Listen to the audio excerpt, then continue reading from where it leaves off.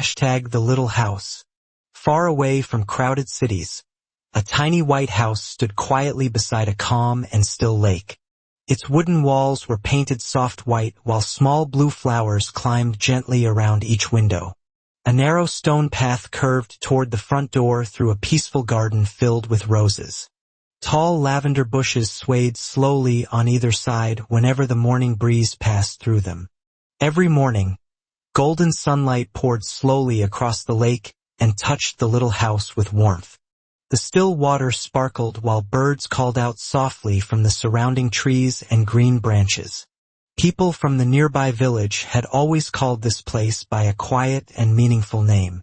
They called it the Silent House, not because it frightened anyone but because peace truly lived there. Even the wind seemed to slow down before reaching that small and sheltered garden by the lake.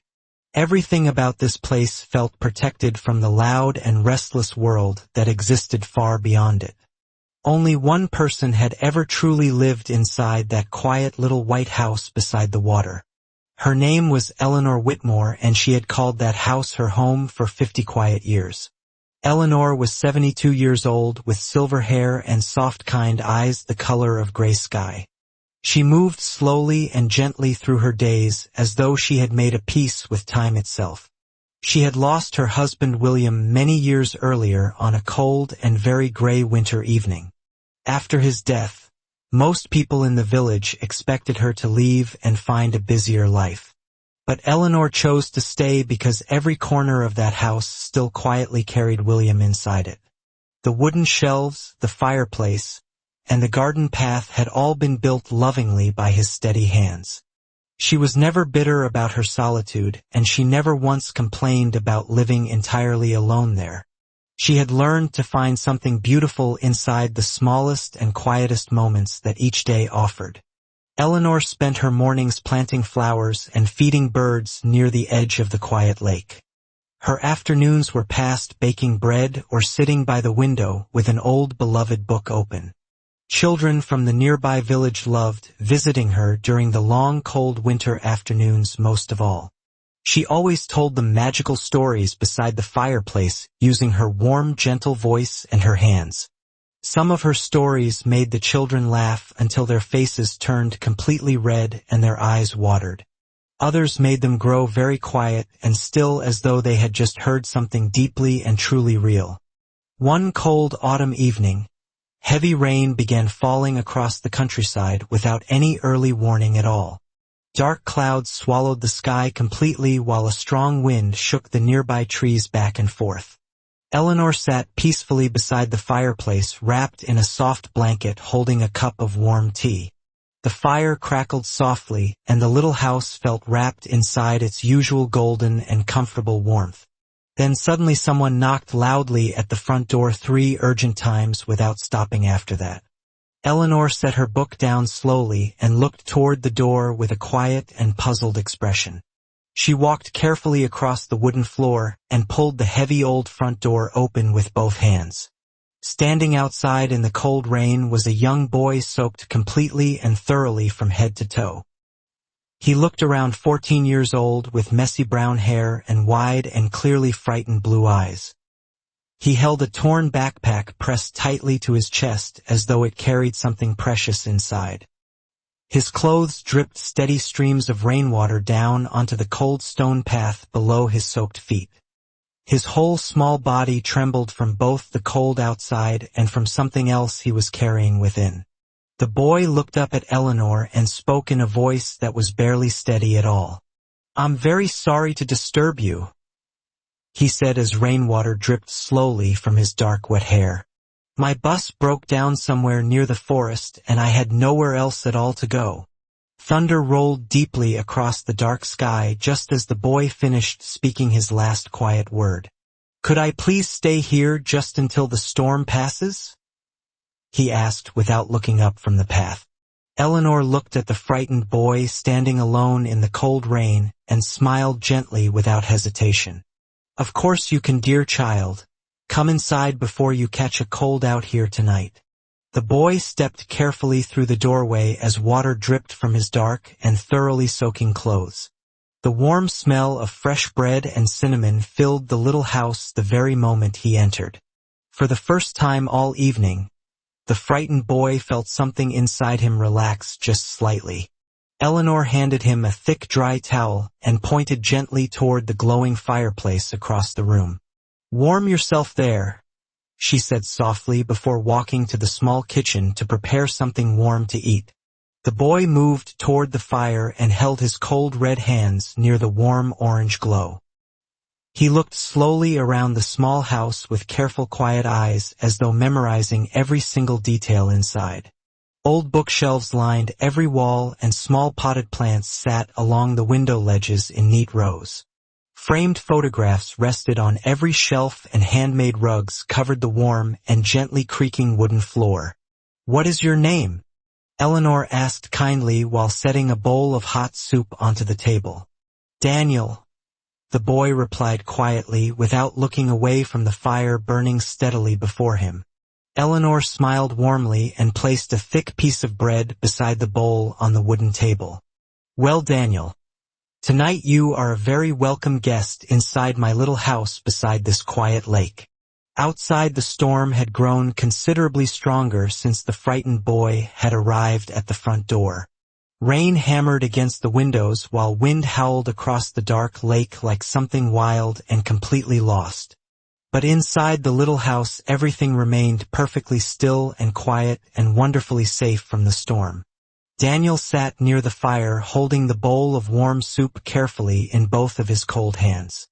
The heat from the fireplace worked slowly and steadily through his cold wet skin and tired bones. He ate quietly while Eleanor sat across from him in her old armchair without saying a single word. She had spent enough years alone to understand that some people needed silence before they could speak. The room filled only with the sound of the fire and rain falling beyond the dark glass windows. After finishing his soup, Daniel noticed an old photograph resting on the mantel above the warm fireplace.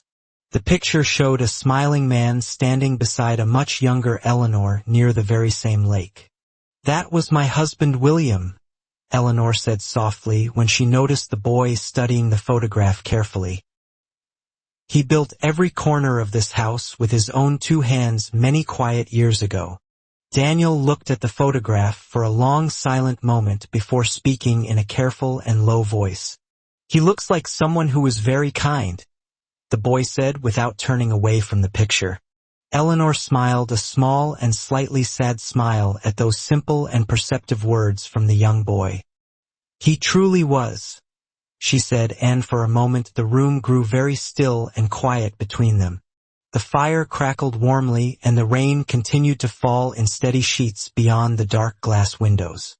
Then Eleanor noticed that Daniel kept opening his mouth slightly as though he was trying to say something. Each time he seemed about to speak, he would look down at his hands and grow very silent. Eleanor watched him carefully for a long moment before asking her question in the gentlest way she could. "Are you running away from something, Daniel?" she asked without a single trace of judgment in her voice. The boy's expression changed completely, and he lowered his eyes slowly toward the wooden floor below him. For a long and heavy moment he said absolutely nothing, and the silence grew deep between them both. Then quietly, as though speaking was costing him something real, he replied in barely a whisper. "I ran away from home," he said without looking up from the floor beneath his worn shoes. Eleanor did not look shocked, and she did not press him to continue before he was ready. She simply waited with the patience of someone who had spent a long lifetime truly learning to listen. Daniel swallowed hard and folded both hands tightly together in his lap without speaking for a long moment. "My parents fight every single day," he said quietly, and his voice cracked a little on that last word. "They barely notice me anymore, and sometimes I feel like I have already disappeared completely." His voice trembled slightly, and he pressed his lips together tightly, trying to hold the rising emotion back. "I thought that if I just disappeared, nobody would truly notice or even care at all." Eleanor's heart ached quietly hearing those particular words fall from someone so painfully young and so clearly lost. No child should ever truly believe that their absence from the world would simply go unnoticed and unmissed. She moved from her armchair and sat down quietly beside the boy on the low bench near the fire. When people are hurting deeply, they often forget just how much they love those around them. Daniel looked at her with eyes that wanted very much to believe what she was saying to him. "Then why does it hurt so much?" he asked in a voice that sounded younger than his years. Eleanor looked gently into the fire for a long quiet moment before turning back to answer him. "Because love becomes painful the moment silence starts replacing honest understanding between the people who share it." Daniel sat quietly with those words for a long while, letting them settle slowly inside him like warmth. Something about Eleanor's calm and unhurried voice made him feel safe enough to finally breathe properly again. Later that night, the electricity went out suddenly, and the little house became completely dark all around them. The only light remaining in the entire room came from the soft orange glow of the old fireplace. Daniel sat up quickly and looked around the darkened room with wide and suddenly very nervous eyes. Eleanor laughed softly from her armchair across the room in a way that immediately put him at ease. "This old house loses its electricity during every single storm without fail," she said with quiet amusement. She stood slowly and moved through the dark room toward the shelf where she always kept spare candles. She lit several of them and placed each one carefully around the small room on every available surface. The little house filled slowly with flickering warm golden light as soft shadows began dancing along every wall. The entire room looked completely different now and almost magical in that quiet, trembling, candle-lit golden light. Daniel stared around him with wide-open eyes as though he was witnessing something truly extraordinary and rare. He smiled for the very first time since arriving at that little house earlier in the long, cold evening. Eleanor noticed the smile immediately from across the room and felt something genuinely warm move through her chest. "There is the smile I have been waiting patiently for since the moment you arrived here tonight." Daniel looked down immediately and his ears turned a noticeable and very obvious shade of embarrassed dark red. "You sound exactly like my grandmother always used to sound," he said quietly while still looking at his hands. Eleanor let out a warm and genuine laugh that filled every quiet corner of the little old house. "That is most likely because grandmothers generally know everything that is truly worth knowing in this world." Daniel looked up again, and this time the smile stayed on his young face considerably longer than before. Near midnight, the storm finally began to calm and quiet itself down across the dark countryside outside. The heavy rain softened slowly into a gentle whisper falling softly across the surface of the still lake. Clouds drifted gradually away from the full moon and pale silver light began to pour across the water. Daniel stood near the window watching the silver reflection shimmer and move slowly across the calm dark lake. The little house looked impossibly peaceful beneath that soft and quiet moonlight falling gently from high above. Eleanor joined him at the window quietly, and they stood together in comfortable and very easy silence looking out. "It is beautiful," Daniel said softly without looking away from the shimmering, still water lying before them. "I have never been anywhere this quiet and truly peaceful in my entire life," he said honestly. Eleanor smiled softly at his words and placed her hand lightly against the cold glass of the window. "Sometimes the whole world grows quieter around us the very moment we finally stop running from ourselves." Daniel looked at her carefully when she said that, and something inside his face shifted very quietly. He did not answer, but he nodded slowly and turned his eyes back toward the peaceful dark lake. The next morning arrived gently with pale golden sunlight filling every single window of the small quiet house. Birds sang in the garden while a light and pleasant wind moved softly and slowly across the lake. Everything looked clean and fresh and remarkably peaceful after the long and powerful storm of the night before.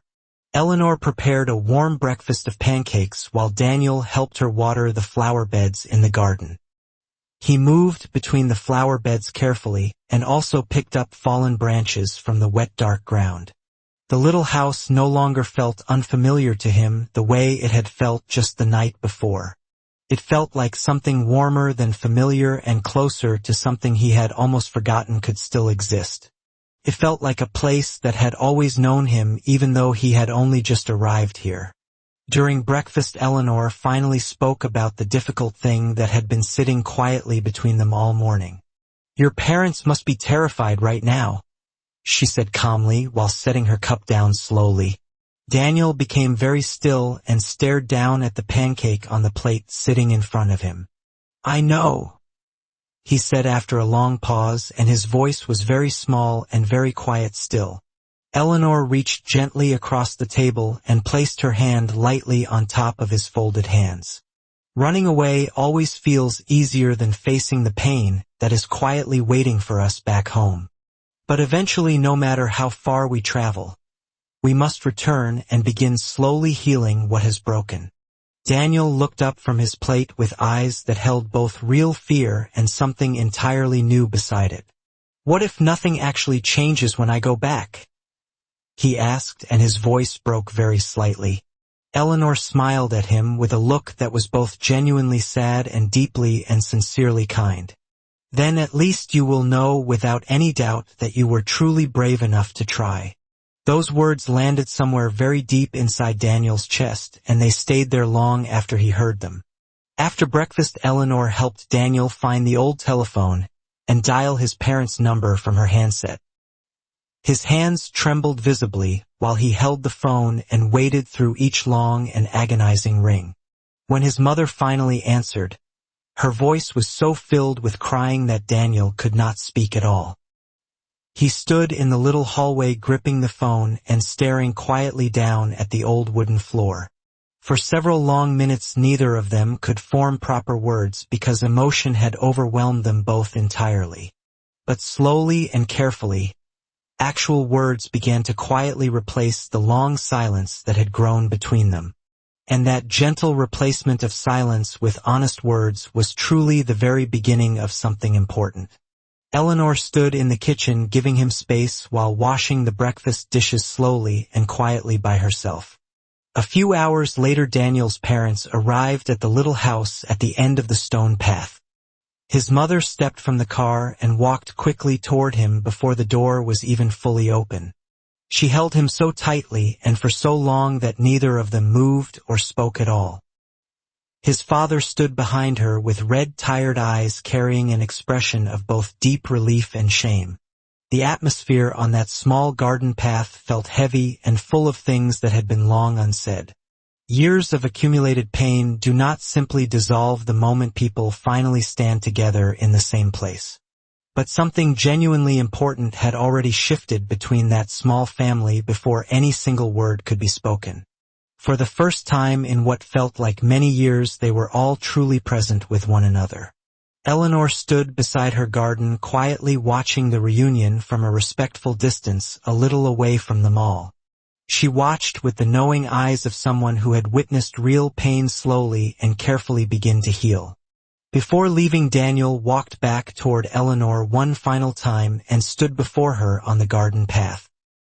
He looked at her as though he was searching carefully for the right words and finding none at all. "I do not know how to properly thank you for everything you gave me last night," he said. Eleanor shook her head slowly with a warm and entirely genuine smile on her kind and weathered old face. "You already have," she said quietly, and her gray eyes were warm and very clear and very steady. Daniel looked at her with honest confusion written clearly and openly across his young and tired face. "How?" he asked simply, and Eleanor tilted her head slowly to one side before answering him at all. "You reminded this house that it still matters," she said simply and with complete and real warmth. Daniel's eyes filled slowly with emotion at those quiet words, and he made no effort to hide it. Without another word, he stepped forward and wrapped both arms around her shoulders tightly and completely. Eleanor held him gently and firmly, the way only someone who truly loves can hold another person. Because sometimes the people who heal us most completely do not feel like strangers from the very start. Sometimes they feel exactly like home from the very first quiet and completely unexpected moment we meet them. As the car drove slowly away down the narrow, winding countryside road, Eleanor stood beside her garden quietly. She watched the morning sunlight shimmer in wide golden patches across the still and peaceful surface of the lake. The little house behind her grew quiet and still once again, as it always did between all its visitors. But something about the quality of that familiar silence felt noticeably and meaningfully different from what it had before. It felt warmer somehow, as though the old house had quietly exhaled something it had been holding inside too long. Inside, near the fireplace, one candle still burned steadily, casting its soft warm light slowly across the wooden floor. Beside the candle lay a blue woolen scarf that Daniel had quietly left and forgotten behind in his hurry. Eleanor walked inside slowly and picked it up with gentle hands and held it softly against her chest. She smiled to herself, standing alone in the warm and candlelit room, holding the small forgotten scarf. Perhaps life still had more stories waiting patiently to find their way to her little house beside the lake. Somewhere far down that long, winding road, Daniel sat quietly in the back seat of the car. He watched the fields and the trees pass slowly by through the rain-streaked window sitting beside him. His family was still imperfect, and their problems had certainly not disappeared during a single night together. But something had genuinely shifted between them all in a way that felt quiet and real and lasting. His mother held his hand across the seat, and his father drove without speaking a single harsh word. Daniel pressed his forehead gently against the cold glass and watched the gray sky slowly beginning to clear. He thought about Eleanor and the little house and the quiet warmth he had felt so completely inside it. He understood now something that had simply not been possible for him to understand even one day before.